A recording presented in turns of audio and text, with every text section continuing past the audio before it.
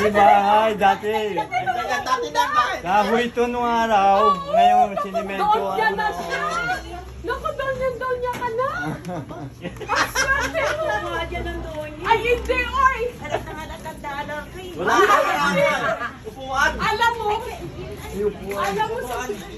Alam mo sa Amerika, hindi ka pumayun, walang mangyayari. Nakanangakari. Hi! Oh, ganun yun. May trabaho doon.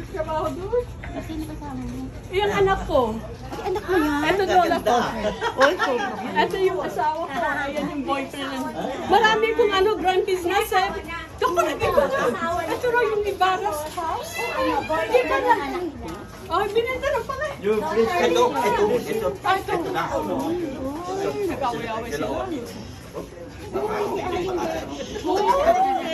Alam mo naman, si Cecilia magaling magbalita yun.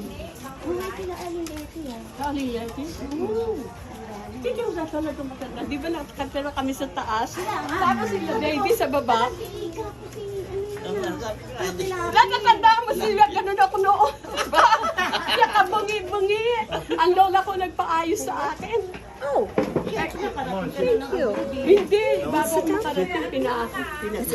Yung balat ko pinaayos. Yung ibig. Papakalagay mo pa, papakaumuwi. Okay, it's okay. It's alright. Yes, thank you. Mayayaman na yun.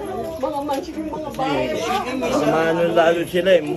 Thank you. Thank you, Lord. I will keep this one. Thank you.